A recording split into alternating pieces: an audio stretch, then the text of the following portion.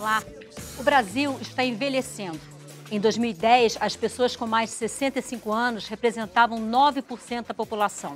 Em 2050, os idosos serão 29% dos brasileiros, com uma expectativa de vida maior do que os atuais 73 anos. Parece ótimo, mas certamente esses números causam grande preocupação aos técnicos da Previdência. Afinal, se temos cada vez menos filhos, o número de contribuintes não vai crescer com a mesma rapidez que o total de beneficiários. Será que essa conta fecha? Não bastasse isso, estão em análise no Congresso quase 170 projetos que garantem aposentadoria especial para várias categorias profissionais, como radialistas, garçons, frentistas e trabalhadores da construção civil. E é sobre isso que nós vamos falar agora. Eu recebo hoje, no Expressão Nacional, o deputado Arnaldo Faria de Sá, do PTB de São Paulo, o deputado Gonzaga Patriota, do PSB de Pernambuco, o secretário de Políticas de Previdência Social do Ministério da Previdência Social, Leonardo Rolim, e o economista, professor aposentado da Universidade de Brasília, Dércio Garcia Munhoz. E você? Você faz parte de alguma dessas categorias? Qual é a sua opinião? Participe pelo 0800 69 69, o e-mail expressãonacional@câmara.leg.br ou o nosso Twitter, @xnacional. O Expressão Nacional é transmitido pela TV Câmara, a Rádio Câmara e no www.tv.câmara.leg.br.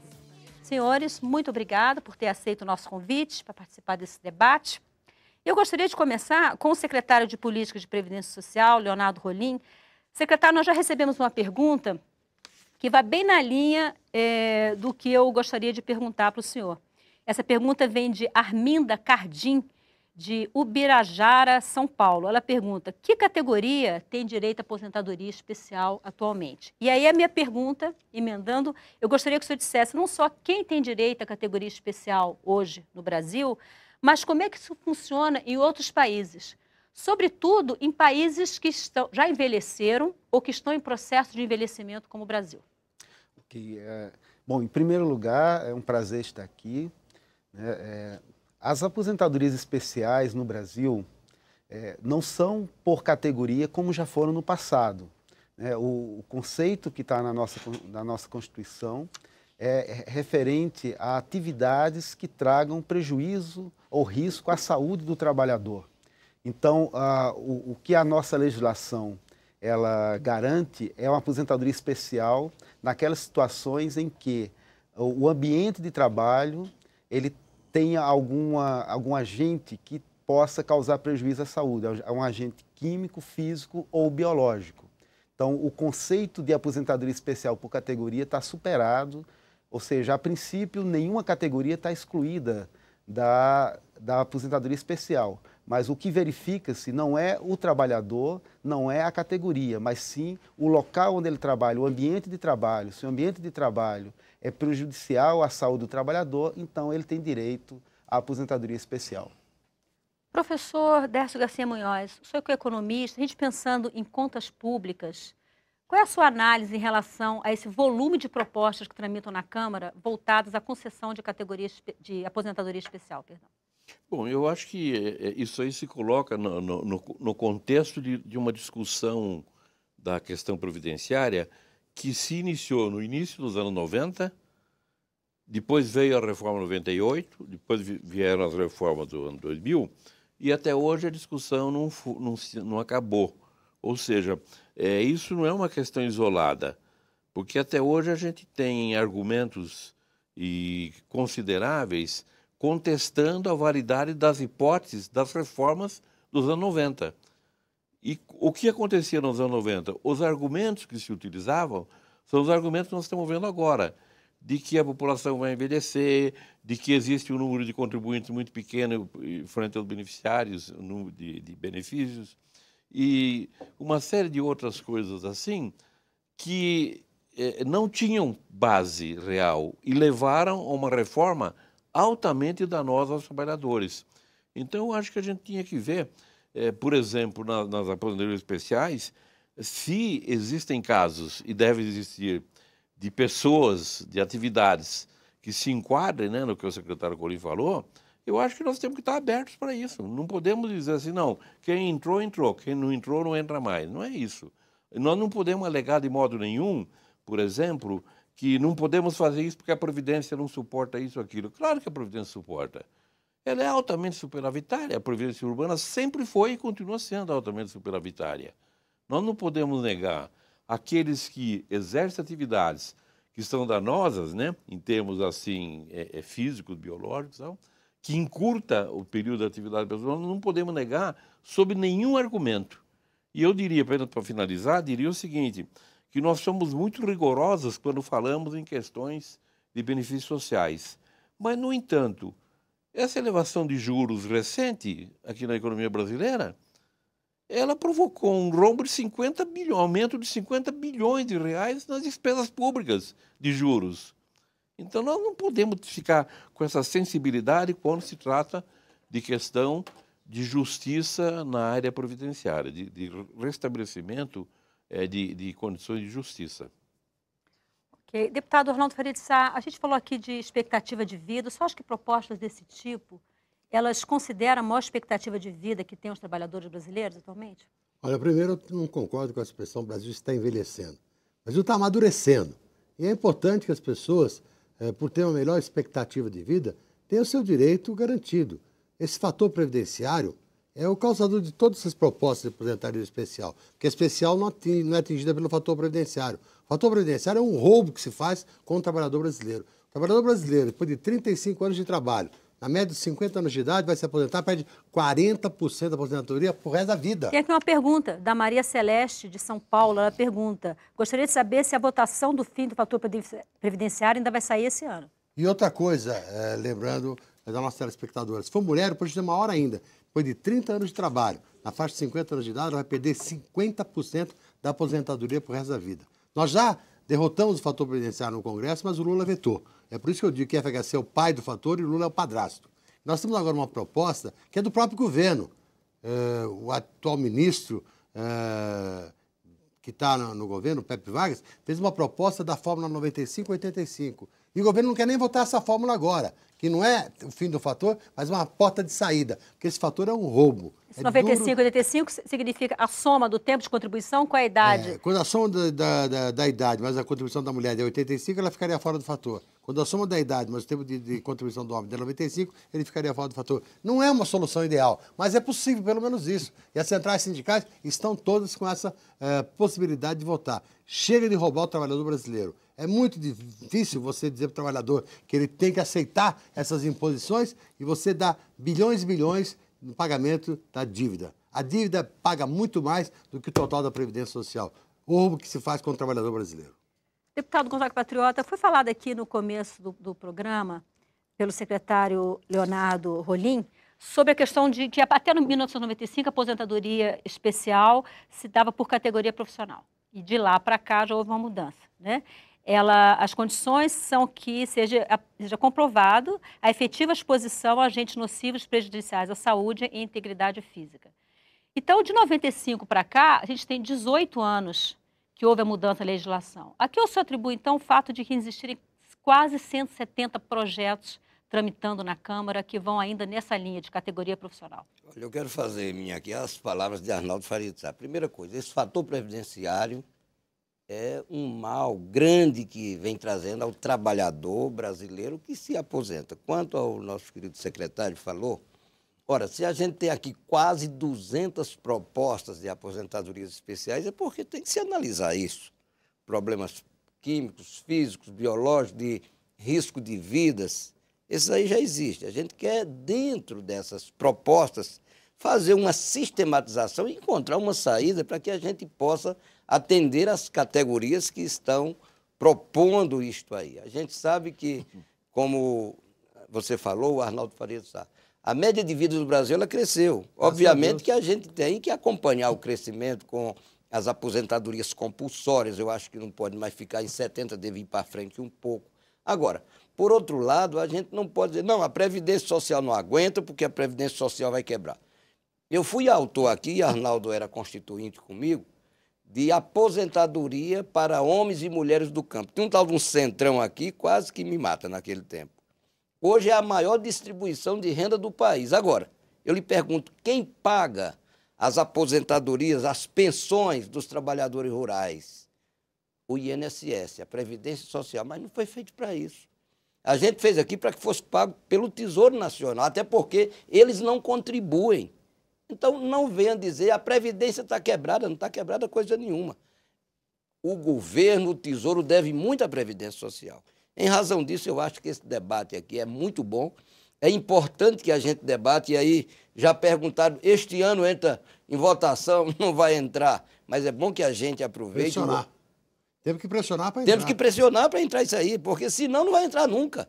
Temos que pressionar, sistematizar, encontrar uma saída, governo, oposição e todo mundo, e resolver esse problema. O que não pode é ficar da maneira que está. Eu tenho um dado aqui que eu queria passar para todos os telespectadores e nossos participantes. A Previdência Social, o ano de 2012, dados fechados, dados da Secretaria do Tesouro Nacional, teve de arrecadação 590 bilhões. Pagou de benefício 512. Então, superávit de 78 bilhões. Nesse 78, já está aquilo que o Gonzaga falou. Paga os benefícios rurais, 71 bi, benefícios assistenciais, 30 bi. De 71 com 30 são 100. Mais 78 daria 178 bi de saldo, só do arrecadado de Previdência, concretamente falando. Parece que o secretário Deputado, tem uns números diferentes. Acho que esses números que o senhor está colocando são da Seguridade Social, não da Previdência Social. Seguridade Social, lógico. Previdência Social, o número é um pouco diferente, tanto em relação à despesa quanto à receita.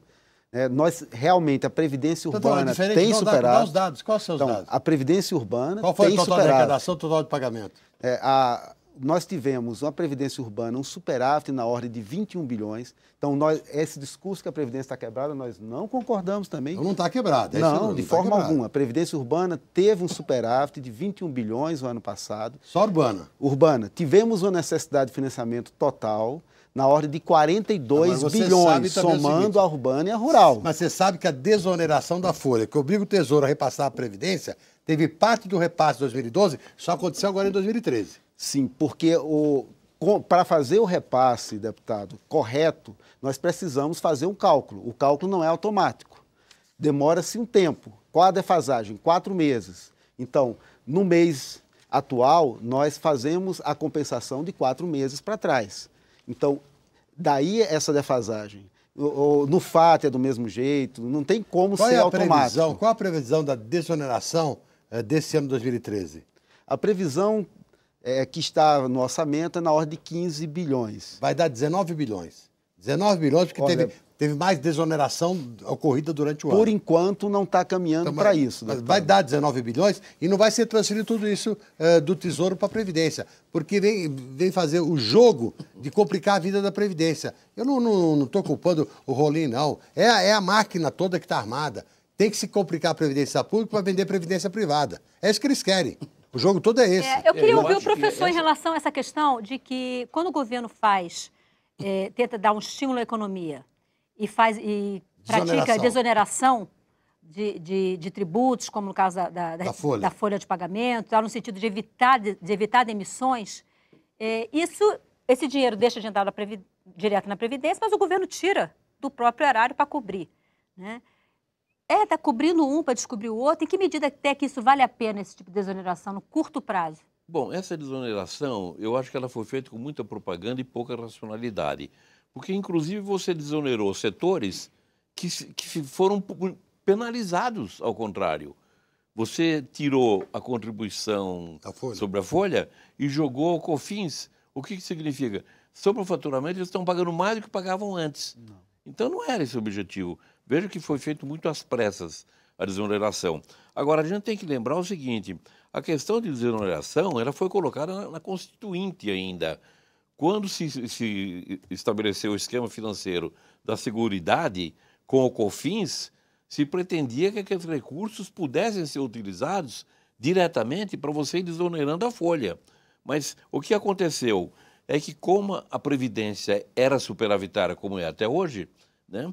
Os recursos do COFINS eram muitos e a Previdência Social não podia dizer ao INSS, bom, eu quero minha parte, porque eu sou superavitário. Então, colocou-se na lei que, em necessitando no futuro, se utilizaria aqueles recursos. Mas aí o que o Tesouro fez? Ele começou a considerar a folha de pessoal dentro de Seguridade e quis pegar o COFINS para pagar a folha de pagamento pessoal só que de aposentados. Na lei da desoneração, nós obrigamos essa tese de que o governo tem que repor a totalidade. Que a intenção do governo na proposta inicial não era repor tudo, não. E não vem repondo. Porque o governo era COFINS, CSL, PIS, acabou, e ia deixar a coisa barata. Foi na briga do Congresso que ficou estabelecida a reposição de todo o processo de desoneração. Na verdade, desoneração, a gente perceber, não é culpa só desse governo, não. Governo passado também. Então, não adianta querer culpar um governo só, não. É governo de FHC, é governo de Lula e é governo de Dilma. É aquela história, entendeu? De dificultar a vida da Previdência Pública para facilitar a história da Previdência Privada. Então, já vem a desoneração desde lá. No governo de FHC é que foi feita a junção dos fiscais da Previdência com os fiscais da Receita. Já tirou os fiscais da Previdência, mandou tudo para a Receita para poder preparar a desoneração. Então, é uma coisa maquiavélica, bem preparada. Quer dizer, é o tal do consenso de Washington. É até pior, sabe, deputado, eu diria pelo seguinte, a reforma dos anos 90, ela foi, assim, eu diria até que criminosa. Por quê? Porque nós tínhamos um sistema que chama de repartição. Capitalização é outra coisa. Eu deposito todo mês no banco ou como instituição, ela vai guardando para no futuro me pagar. A previdência pública no Brasil é uma previdência, é um sistema de repartição. Eu arrecado com os ativos e com isso eu pago os inativos que foram ativos ontem. É um contrato de gerações. Professor, você botar para trás, na tempo do IAPC, IAPI, IAPTEC, IAPFES, todos os IAPs da vida, aquele dinheiro foi utilizado para construir Brasília, para construir Ponte Rio-Niterói, para construir Itaipu, e esse dinheiro não foi devolvido para a Previdência. Não, e esse problema, esse dinheiro sumiu. E não, acabou... Se aquele dinheiro tivesse aqui, o superávit era muito maior. Mas como é um sistema de repartição, então se tem a arrecadação, cobra as despesas, né? Bom, o que aconteceu nos anos 90 não foi só uma reforma da Previdência, é que começamos a veicular uma inverdade de que o sujeito tinha que ser contribuinte para se aposentar. Ou seja, eu botei o tempo de contribuição como um pressuposto para calcular a aposentadoria. Absurdo! Como tempo de contribuição? Como que eu posso exigir tempo de contribuição se 40% dos empregados não tem nem carteira assinada? A questão ainda não surgiu agora porque os cálculos foram feitos pela inexistência de dados. Se considerou que o novo esquema é o seguinte, só vamos considerar contribuições a partir de 1994. Não mais tempo de atividade. 1994. Não é isso, só. Professor. Mas agora, à medida que as pessoas... apenas o valor para cálculo. O tempo de contribuição o valor para cálculo, mas acontece o seguinte, as pessoas que entraram no mercado de trabalho a partir de então e que forem se aposentar no futuro, você fala assim, tempo de contribuição, comprova. Ele fala assim, metade da minha vida eu passei sem carteira. Bom, então, você vai por idade. E, professor, e tem uma coisa que é importante. Foi na reforma de FHC que mudou para tempo de contribuição. Antes não era tempo de contribuição, era tempo de atividade. Então, aí em 98, essa reforma de FHC é o primeiro chute no traseiro do trabalhador. O segundo chute vem na reforma de 2003, do governo Lula. Essa reforma, eu estou no Congresso há muito tempo. Eu me lembro que na reforma da Previdência de FHC, eles apresentaram em 95 e só aprovaram em 98. Ficou 4 anos aqui dentro e só aprovaram em 98 por causa da crise da Rússia. Eles não tinham nem aprovado isso. No governo Lula, em apenas um ano, se aprovou a reforma da Previdência. Eu não entendi por quê. Eu lutei tanto contra essa reforma, ela foi para depois a gente entendeu por quê. A custa de mensalão, aqueles deputados que foram explicar como que se faz para poder aprovar a reforma da Previdência, é que aprovaram essa reforma que é verdadeira complicação para o trabalhador brasileiro. Eu queria ouvir o deputado Gonzaga Patriota em relação, especificamente, vamos pegar aqui um exemplo de uma categoria profissional que está entre essas que existem projetos de aposentadoria especial, que são os frentistas, né? Nos países desenvolvidos, não existe essa figura do frentista. O motorista para lá e abastece o próprio carro, né? Aqui no Brasil já se falou isso algumas vezes, né? Mas existe uma forte resistência, até porque geraria desemprego, coisa parecida. Então, não parece um contrassenso, ao mesmo tempo que a categoria ela solicita aposentadoria especial em função do contato com derivados de petróleo, gás, etc., etc., etc., ela se recusar a ter uma mudança na atividade em função do desenvolvimento tecnológico? Olha, não apenas frentista, a gente tem... Veja aqui, por exemplo, na segurança pública, Polícia Rodoviária Federal, Outras categorias, o homem se aposenta, digamos, aos 30 ou 35 de contribuição, a mulher 5 anos a menos. Na Polícia Rodoviária Federal, não. Policiais, homens e mulheres, têm que trabalhar aos 30 anos para se aposentar, e é especial. Obviamente que frentista e outros que trabalham em risco de vida têm que ter essa aposentadoria especial, mas são muitos que têm que ter. Então, eu acho que a gente não pode deixar aí como está. Não adianta você chegar aqui, não, porque a Previdência tem isso ou porque falta aquilo. Cobra-se muito caro e você, por exemplo, o servidor de um determinado órgão, começam a dar para ele gratificações e ele contribui também com as gratificações, chega aos 65 ou 70 anos para se aposentar e se aposentar ele vai ficar só com o piso dele, aliás, ele vai perder de incorporar as gratificações. Isso é justo? Se eu contribuir, por exemplo, eu contribuí a partir dos 15 anos de idade, eu comecei a pagar com 15 anos de idade. Quando eu estava pertinho dos 50, me aposentei. Veio esse negócio de aposentado pagar. Eu vou pegar o secretário, porque daqui, quando eu estiver com 80 anos, eu vou querer a outra aposentadoria. Não tem direito. Sim, mas eu vou querer. Você está pagando, mas não tem direito. Mas eu vou querer. Eu estou pagando. Eu paguei 35 anos e me aposentei. Eu agora, quando completar 35 anos de novo, vou querer minha aposentadoria. Não tem direito. Mas eu vou ter, porque eu sou parlamentar e vou botar um projeto e Arnaldo Faria de Sá vai votar a favor. Não é possível Agora, que eu contribua 35 anos depois de aposentado e não tenha direito. Eu sei que não tem. Mas a gente vai ter que dar um jeito de nós ter. estamos discutindo mudanças assim para recuperar, né, os direitos de certos trabalhadores, tudo nas certas categorias.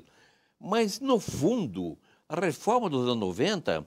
ela fez, com o fator previdenciário, ela jogou todo mundo no caminho de um salário mínimo de aposentadoria. Esse é o jogo. É esse o jogo. Esse o que é? É o modelo Pinochet.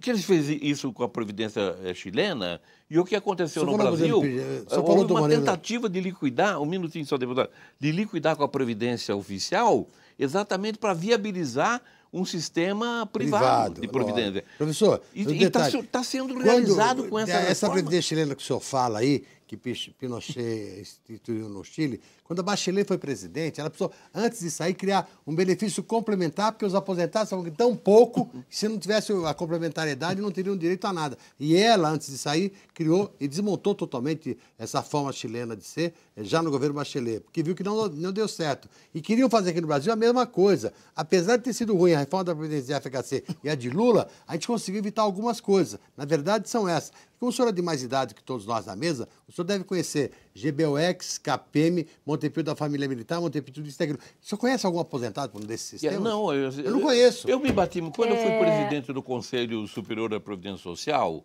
depois do governo civil, eu me bati muito lá porque havia um grupo grande de representantes de classes assim, de empresariais que queriam liquidar com o sistema mesmo. É verdade. Assim, isso aí, depois, no início dos anos 90, a coisa veio com uma avalanche nesse ponto. O que está acontecendo? 40% dos aposentados, dos benefícios da Previdência, são de um salário mínimo. E outros 40% até dois salários mínimos. Não são dois, não. Até dois. Significa que nós estamos concentrando todo mundo... O senhor falou Eu queria ouvir o secretário. Secretário, eu queria ouvi-lo em relação a tudo que foi falado por agora, as várias reformas que foram citadas e tal. E eu tenho aqui uma pergunta de Valdomiro Trento, de Santos, São Paulo. Ele diz o seguinte: a aposentadoria especial deve continuar. Por outro lado, os avanços tecnológicos e sociais elevam a idade média da população. Então, não seria o momento do Congresso Nacional também discutir e aprovar urgentemente a reforma da Previdência Social, tornando-a única, universal e solidária? Sim. Bom, em primeiro lugar, não há nenhuma vedação à aposentadoria especial, por exemplo, de frentistas ou de qualquer outro trabalhador que esteja exposto a agentes nocivos. O que não pode ser é uma categoria. O que nós temos que procurar é melhorar as condições de trabalho. Se um determinado trabalhador ele tem um ambiente de trabalho que não é nocivo, o ideal é isso, é que ele não tenha prejuízo à sua saúde. Então, esse é o conceito. Não está excluído nenhuma categoria, mas você não pode garantir, por uma lei, que independente do ambiente de trabalho, determinada categoria tenha direito à aposentadoria especial. Esse é o princípio que que está aí, nós entendemos que esse é o princípio correto. Mas, secretário, a empresa paga o SAT, Seguro-Desemprego no Trabalho, dependendo do risco da atividade. Se o senhor for lá em São Paulo, na Rua Florência de Abreu, comprar uma máquina para uma empresa, o vendedor diz, você quer máquina com proteção ou sem proteção? O que é isso? Vende máquina com proteção, mais barata. Se tiver que colocar proteção, é mais cara. Então, estão brincando com o trabalhador. E o governo não faz nada. Está lá. Para fazer essas máquinas. Nós estamos trabalhando sempre para procurar melhorar o ambiente de trabalho, para reduzir os acidentes de trabalho no Brasil. Inclusive, foi criado o FAP, o Fator Acidentário de Prevenção, justamente para estimular as empresas a investirem mais em prevenção. Aquelas empresas que têm menos acidentes, elas pagam um SAT, um seguro-acidente de trabalho menor, e aquelas que têm mais acidentes pagam o dobro do que seria do seu setor. Então, nós procuramos punir as empresas que acidentam e premiar aquelas que trabalham em prevenção. Garantir uma melhor qualidade de trabalho. Mas eu discordo dessa política, secretário. Eu acho que não adianta punir a empresa que tem o maior acidente. Porque você punir a empresa, por essa razão dela ter mais acidente, só que o trabalhador já ficou mutilado, foi perder um órgão, perdeu uma parte do seu corpo e vai ter que entrar com uma ação na justiça para poder receber uma indenização. Arnaldo, que é um absurdo. Rapidinho aqui, secretário, duas coisas malignas das aposentadorias no Brasil. O fator previdenciário ninguém nem discute. A outra é o seguinte, eu era menino, eu fui contador, essas coisas todas, advogado. As pessoas pagavam a Previdência Social sobre o salário mínimo. Obviamente, se desvinculou o salário mínimo do geral, o salário mínimo cresceu, mas e quem pagou? Eu pago sobre 10 salários mínimos, eu quero me aposentar sobre 10 salários mínimos. Não, jeito. Eu me aposentei com 10. Não, era assim. O limite é 4 Eu sei, mil. não era assim, mas era assim, Arnaldo. Era assim. Eu paguei sobre Se 20, apagava com 10 salários mínimos, aposentou-se com 10 salários mínimos, então hoje era para ganhar, digamos assim, 6 mil e poucos reais. Quando se desvincula, hoje o cara... mas Gonzaga, eu paguei toda a vida sobre 10 salários mínimos, me aposentei e hoje só recebo 2 ou 3, que fixou naquele piso de 4. Quer dizer, isso é uma coisa que não é justa. Que na reforma da Previdência, essas reformas que houveram a gente vai ter que fazer um intervalo, eu queria então ouvir o secretário rapidamente sobre esse ponto, Bom, que é um primeiro, ponto em importante. relação aos critérios de reajuste, o salário mínimo teve um crescimento muito grande nos últimos anos. Então, o que comprava com 10 salários mínimos há 15 anos atrás, hoje você compra com 3 ou 4. Então, o que nós temos, inclusive hoje estávamos discutindo com as centrais sindicais, mostrando todos os indicadores de poder de compra, não houve perda do poder de compra das aposentadorias desde 2003 para cá.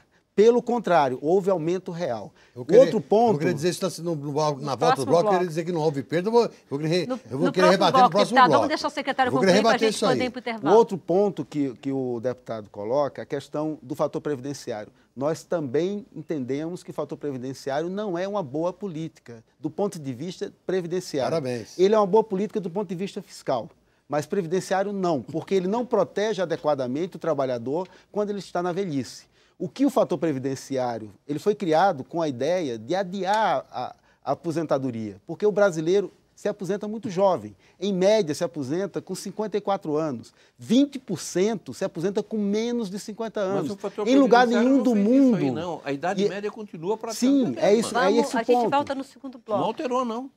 Então, 20% se aposenta com menos de 50 anos. Só que o fator previdenciário é isso que eu ia falar agora. Não adiou a aposentadoria, ele só reduz o valor do benefício. Por quê? O trabalhador se aposenta... Reduz o valor. Reduz o valor do benefício, sim. É bom. Porque o que acontece? O trabalhador com 54 anos, muitos, como eu falei, com menos até de 50, se aposenta, mas continua trabalhando. A aposentadoria, naquele momento, é um complemento de renda. Ele soma o salário com a aposentadoria. Só que quando ele chega numa idade mais elevada, que não pode mais trabalhar, tem que viver só com aquela aposentadoria que lá atrás foi reduzida. Então, o fator previdenciário, nós não entendemos que é um bom instrumento. No que nós precisamos é substituir o fator previdenciário por algo que adia a aposentadoria. No próximo bloco, a gente termina com o fator previdenciário, eu preciso fazer um intervalo.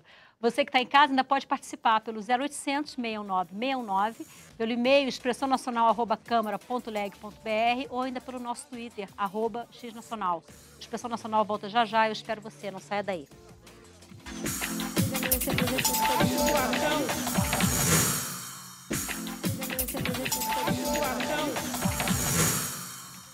Olá, o Expressão Nacional está de volta na TV Câmara, na Rádio Câmara e também no www.tv.câmara.leg.br. Hoje nós estamos falando dos quase 170 projetos que estão em análise aqui na Câmara para concessão de aposentadoria especial para várias categorias profissionais, como frentistas, radialistas, garçons e trabalhadores da construção civil. Eu recebo hoje no nosso debate o deputado Arnaldo Faria de Sá, do PTB de São Paulo, o deputado Gonzaga Patriota, do PSB de Pernambuco, o secretário de Políticas de Previdência Social do Ministério da Previdência Social, Leonardo Rolim, e o economista, professor aposentado da Universidade de Brasília, Dércio Garcia Munhoz. Eu quero voltar a esse bloco, então, mostrando alguns números de um levantamento pela própria Previdência Social de 3 categorias profissionais, se esses projetos fossem aprovados. Os trabalhadores da construção civil, frentistas e garçons.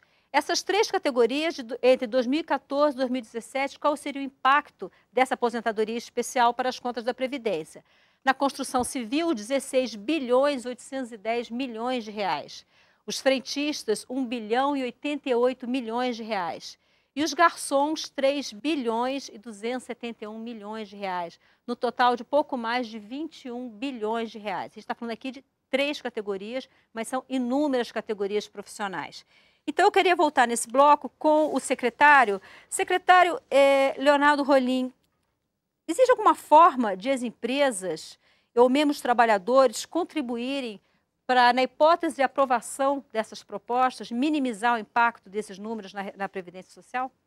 Sim, a aposentadoria especial, ela prevê uma alíquota suplementar. Hoje, essa alíquota suplementar é de 6%, 9% ou 12%, dependendo do tempo de contribuição dessa aposentadoria especial.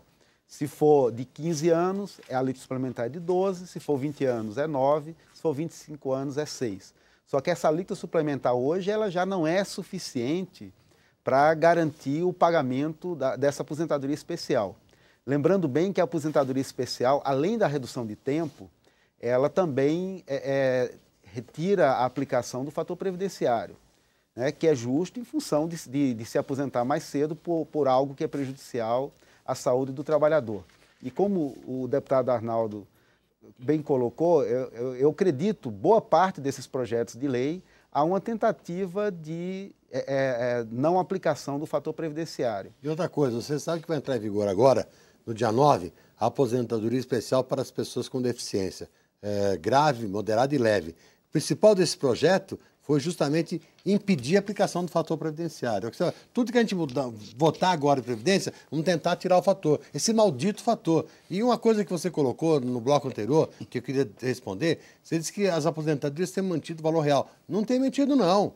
Pergunte para qualquer aposentado se ele não está perdendo cada vez mais o poder aquisitivo do valor da sua aposentadoria, que só teve aumento real em 2010 porque tinha uma eleição. Daí para frente não teve mais nenhum. Antes de 2010 também não tinha aumento real. E a inflação para o aposentado é pior do que para o cidadão comum. O remédio é mais caro, o plano de saúde é mais caro e a situação toda. Aquilo que o professor colocou é uma lógica que vem sendo colocada aqui para dificultar a vida do aposentado e pagar todo mundo na vala comum de um salário mínimo. O senhor falou dos anos 90. Os anos 90 não conseguiram mexer com a Previdência, mas mexeram com a saúde pública, para dar espaço para a saúde privada. E hoje, professor, depois de algum tempo, não tem saúde nem na pública nem na privada. Querem fazer a mesma coisa com a Previdência. Nós não vamos deixar, não. Não, plantaram a destruição da Previdência Pública, foi plantada nos anos 90, a partir daí. Plantaram. Com essa questão. E o pior não é isso, é que, veja bem... Plantaram é uma palavra muito, muito suave, professor. Ceifaram mesmo, viu? Foi. Usavam o argumento de que o número de contribuintes em relação a benefícios era 4 ou 5 por 1 e tinha caído para 2 por 1. Estavam fazendo maior confusão, juntando o urbano com o rural, que não tem nada a ver. Isso é culpa do IPE. O IPE é que veio com esses dados, viu? Como? Deputado... O IPE é que veio com esses dados todos. Deputado Gonzaga Patriota, foi falado aqui da questão eleitoral, né? Nós estamos num ano pré-eleitoral, aliás, já estamos em plena campanha, né? Não se fala de outra coisa no país há quase 2 anos. Como o senhor avalia se a proximidade das eleições pode ajudar na aprovação desses projetos aqui na casa? Eu acredito que não. A campanha começou só para presidente da República. Deputados, eles têm tanto o que fazer por aqui que a campanha nossa ela é mais próxima das eleições. Eu acho que este ano a gente não consegue. A gente vai brigar, ainda não consegue porque tem muitas coisas aí pautadas. Agora, no início do ano que vem, e até junho, final de junho, mesmo candidatos à reeleição, a gente vai ficar trabalhando aqui diuturnamente.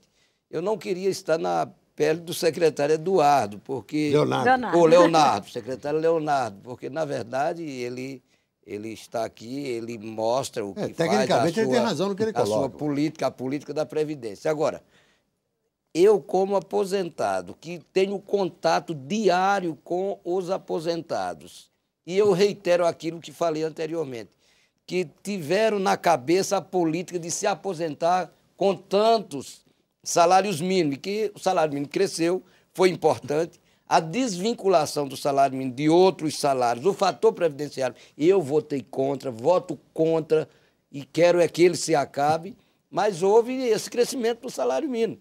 E a média desceu para 4 ou 5 no fator previdenciário é uma coisa mais absurda ainda, que esse Congresso incompetente cometeu. A portaria de mudar a expectativa de vida é feita pelo IBGE, não é nem por lei isso.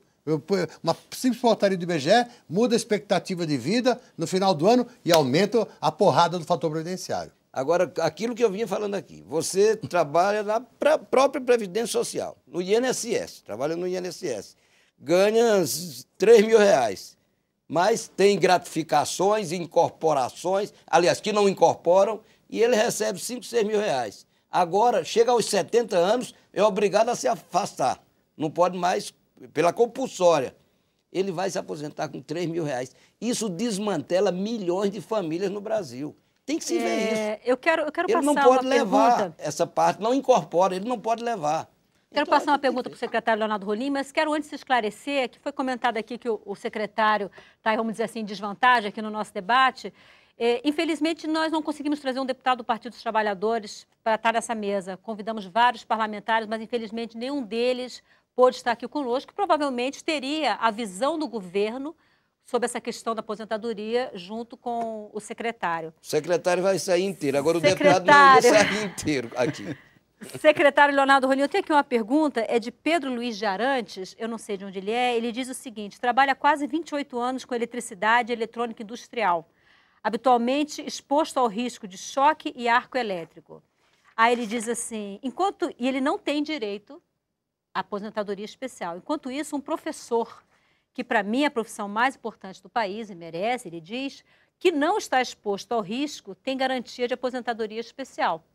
E nós, profissionais de eletricidade, temos que ajuizar ações e esperar anos para conseguir. E aí ele diz, pior que isso, os parlamentares se aposentam com apenas 2 mandatos. Então, gostaria que o senhor comentasse em relação a isso. Em primeiro lugar, referente aos eletricitários, nós estamos estudando a possibilidade de incluir um agente físico, que é a chamada radiação não ionizante. Há estudos da ANEEL que, confirmados esses estudos de que a radiação não ionizante ela é prejudicial à saúde, ele vai ter direito à aposentadoria especial. Então, a lógica hoje como eu já falei, é essa. Havendo algum elemento dentro do trabalho, do ambiente de trabalho, que prejudica a sua saúde, ele tem direito à aposentadoria especial, independente da categoria. Ele vai ter que arrumar o PPP. Para conseguir o PPP é complicado pra caramba. O que é PPP, deputado? Não é PQP, não. É PPP. PPP. Perfil Profissiográfico Previdenciário. Agora, só na pergunta, disseram que o deputado tem aposentado com 2 mandatos. Não tem, não. Não tem. Acabou isso. Só se aposenta com 35 anos. Tem que ter 35 anos de se aposentar. Não existe mais isso, não. E, na verdade, ele tem razão, porque já houve essa condição, mas hoje não existe mais. Ele tem toda a razão aí. Eu acho que temos que resolver esse problema. Quem trabalha com eletricidade, quem trabalha em polícia, quem trabalha... tem que ter a aposentadoria especial. Eu falei aqui das em relação à polícia, na Constituição há uma previsão de aposentadoria especial para risco. E a polícia, especificamente, já tem uma lei complementar, a Lei Complementar 51, que garante a ela. E aqui na Câmara está em tramitação o projeto de lei complementar 554 de 2010, que estende esse princípio da aposentadoria para risco para outras categorias em que há o risco de vida. Precisamos votar esse projeto, né? Precisamos votar esse projeto. O governo precisa liberar a possibilidade de votar. As mulheres na Polícia Federal, na Polícia Rodoviária Federal, se aposentam iguais aos homens. Tem que ter a diferença. E quero reiterar mais uma vez, ele tem toda a razão. Agora, direitos de deputado que ajudamos a ajudar esse Brasil aqui. Eu me lembro que quando me elegi a primeira vez, há 30 e tantos anos, ela era menina pequena ainda. Ah, muito obrigada. O Brasil era pobre, o Brasil era atrasado, a ditadura vivia comendo tudo. E fomos nós, deputados, e eu tenho orgulho de ser deputado, de dizer que sou político há esse tempo todo, mas estamos exatamente acabando com aqueles privilégios que tinham. Deputado só se aposenta aqui quando paga 35 anos. No início do bloco, foram apresentadas umas simulações de operários da construção civil, frentistas e garçons. A situação dos garçons é tremendamente injusta. Por quê? O garçom está na carteira profissional dele com salário mínimo. O que ele recebe de gorjeta não incorpora o seu salário. Na hora dele aposentar, ele está numa situação extremamente desvantajosa. Eu não defendo a desoneração, mas já que existe a desoneração, por que não desonerar a folha dos restaurantes e fazer com que o salário total do garçom vá para a sua carteira profissional? Porque o garçom perde muito dinheiro. Demais. Ele recebe, durante sua atividade normal, R$3.000, R$3.500 por mês. Registrado na carteira, 678. Na hora de aposentar, vai ser esse valor que vai ser levado em consideração. Se ele ficar doente, o auxílio-doença, coitado, vai morrer porque não vai ter condição Arnaldo, você de sustentar. me permite complementar. A situação do garçom é uma tremenda injustiça. Nós temos que corrigir. Já tentamos fazer isso aqui no Congresso e o governo sempre é contra. Se você me permite, não apenas garçom, muitos outros que têm essas gratificações que não são incorporadas, nós temos que fazer alguma coisa aqui para incorporar. Ninguém faz questão de pagar 10, 11% do que ganha acima do salário para se aposentar com isso. Secretário Leonardo Bonin, desmantela uma família. Acaba com a família. nós Acaba estamos com a falando aqui família. no programa não só das aposentadorias especiais, né? Estamos falando também de fator previdenciário, né? Falamos também um pouco sobre as várias reformas que a Previdência sofreu dos anos 90 para cá. E existe uma questão hoje que está sempre nos tribunais, existe proposta na Câmara, que é a questão da desaposentação. Existe algum estudo em relação a essas pessoas que conseguem, na Justiça, a desaposentação, se elas fazem parte desse tipo de categoria de aposentadoria especial, se elas se aposentam em condições especiais e voltam ao mercado de trabalho? Bom, em primeiro lugar, aproveitar a oportunidade para falar que, na nossa visão, a Previdência, além de não estar quebrada, não está falida. Isso aí. Né? A Previdência hoje Palavra do paga governo. mais de 30 milhões de benefícios. Nós acabamos as vergonhosas filas da Previdência. O INSS hoje é um modelo de qualidade no atendimento ao cidadão brasileiro. Temos um regime de repartição solidário e público. Não há nenhuma intenção do governo de privatizar nem de mudar a lógica solidária do nosso modelo previdenciário. Queremos, ao contrário, atender cada vez melhor o trabalhador, Secretário, reabilitar os trabalhadores acidentados e evitar os acidentes de trabalho. Eu não digo que o governo está nessa linha, mas complica a pública para facilitar a vida da privada. É só a gente ver o que acontece. Quem patrocina o Bom Dia Brasil da Rede Globo é Banco do Brasil. Quem patrocina o Jornal Nacional é o Bradesco. Quem patrocina o Jornal da Globo é Itaú. Todos têm previdência privada. Então, eles divulgam essas histórias de que a previdência está quebrada. E lá no intervalo, tem um casal de idosos na praia, embaixo do guarda-sol. Esses têm previdência privada. Quer dizer, o que tem previdência pública sempre é colocado de lado. E é isso que nós queremos acabar. Acabar com essa comparação negativa. Não é o governo que vai fazer a previdência privada, não. Mas o governo não pode complicar a pública para poder facilitar a privada. Então a TV Câmara, que não tem anúncio de ninguém, está com o secretário da Previdência dizendo que a Previdência Pública é superavitária. Exatamente. Bom, sobre a questão da desaposentação, não há ainda uma decisão final. Há várias decisões em primeira instância, em segunda instância. Terceira o tema instância. Há uma decisão do STJ, mas o tema está no Supremo, então não temos ainda uma decisão final sobre a questão da desaposentação. Então, o INSS, exceto em alguns poucos casos em que há liminar, não tem pago a desaposentação. A nossa posição é contrária à desaposentação. Só para explicar Porque qual o problema da desaposentação? O foco principal da desaposentação é a questão do fator previdenciário. Com a desaposentação, um trabalhador que, mesmo sem ter contribuído um mês sequer a mais, pelo simples fato dele ter envelhecido, vai fazer com que o seu benefício cresça. Isso é injusto com aquele trabalhador que contribuiu mais tempo e se aposentou com idade mais elevada. Só vai ter direito à desaposentação aquele que, após a aposentadoria, continuou trabalhando e contribuindo. Então, aí o que ele quer agregar esse novo tempo à sua aposentadoria. A culpa dessa situação, Leonardo, é da própria Previdência, não é do seu tempo. Quando acabou com o pecúlio. Se mantivesse o pecúlio, a pessoa parava de trabalhar novamente e ia lá buscar o seu pecúlio. O governo acabou com o pecúlio. Na reforma de 94, foi antes da reforma de 98, acabou com o pecúlio. Ao acabar com o pecúlio, criou essa condição de desaposentação. Então, aquela história, quer ser muito esperto, quer ser muito vivo, acaba aparecendo uma alternativa de saída. A desaposentação é culpa do governo, que acabou com o pecúlio. Se tivesse pecúlio, não teria esse problema todo. Tanto que o governo já pensa hoje em voltar com o pecúlio, você sabe disso. Vamos só explicar um pouquinho o que é desaposentação. Talvez quem está em casa e na rádio acompanhando a gente, talvez não tenha conhecimento. A desaposentação tem a ver com o fato das pessoas se aposentam, mas continuam no mercado de trabalho.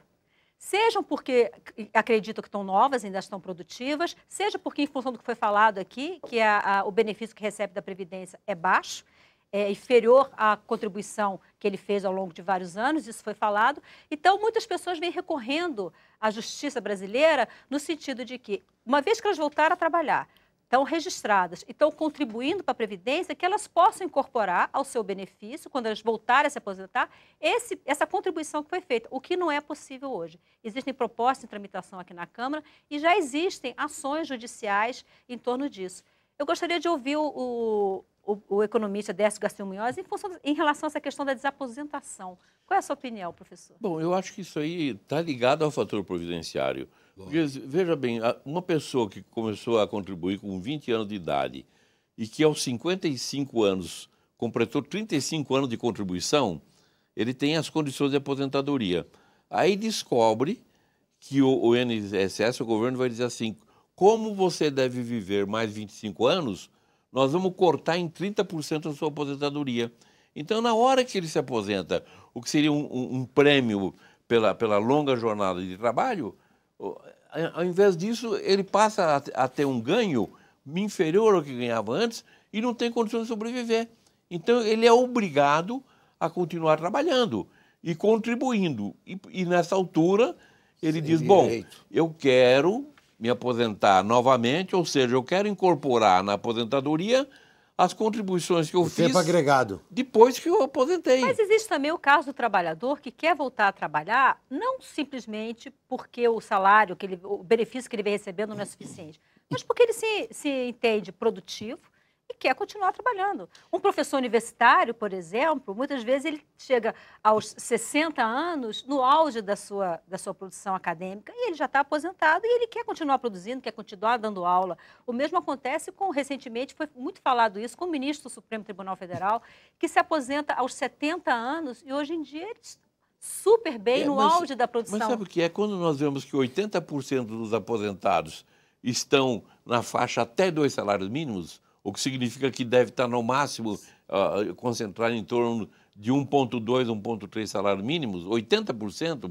Então, a grande massa não consegue sobreviver depois de aposentado. Eu fiz uma colocação aqui, aproveitar que o Leonardo Rolim está aqui. O servidor público, ele se aposenta e continua pagando a Previdência. Nós estamos lutando aqui no Congresso, a PEC 555, para acabar com essa contribuição. Já tivemos até uma discussão, você participou junto com o Garibaldi, e ficou de ter uma nova reunião com o governo. O governo vai querer pensar nessa história ou não quer acabar com a contribuição delativa? Não quer.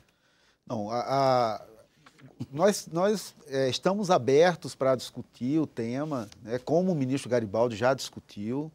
É um tema que não há ainda uma solução à vista, mas o ministro está sempre aberto para discutir.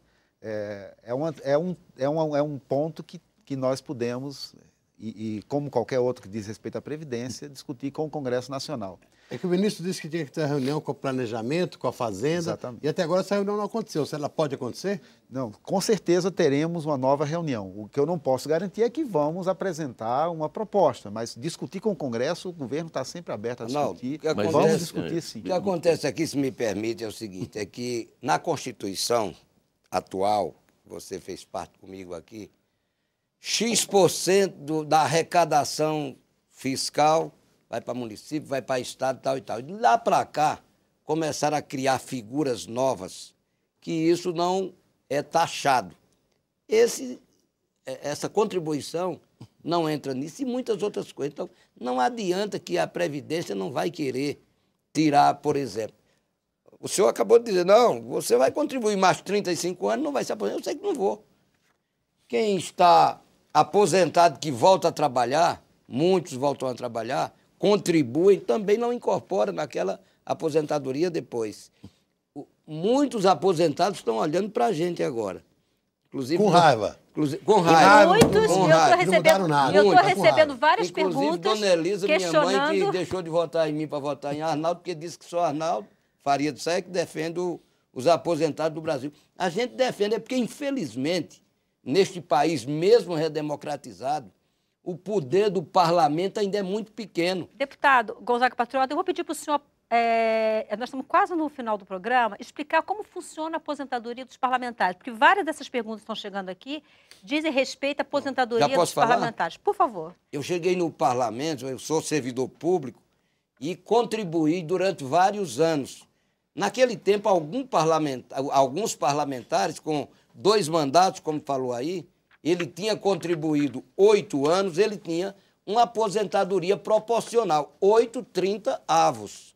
Se ele tinha 4 mandatos, ele tinha 16 anos, 16,30 avos. Ninguém se aposentou, nenhum deputado se aposentou com 2 mandatos, com 8 anos, não. Ele recebeu o percentual do que ele pagou. Acabaram com isso. Agora, quem estiver contribuindo para o Instituto dos Parlamentares tem que contribuir os 30 anos, 35 anos para se aposentar. Acabou-se esse negócio aí, foi bom.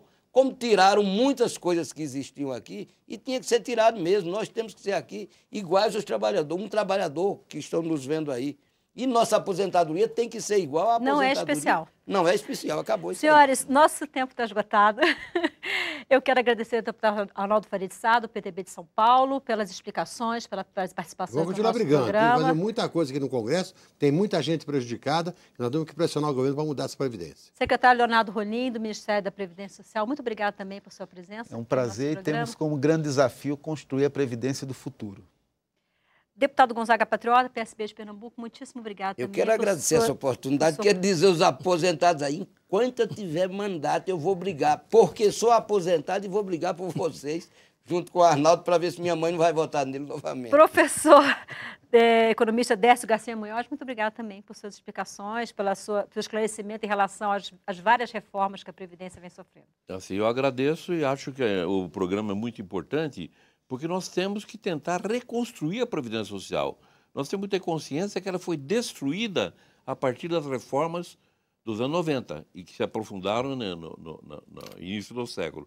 Nós temos que reconstruir antes que nós tenhamos 100% dos aposentados se aposentando com salário mínimo.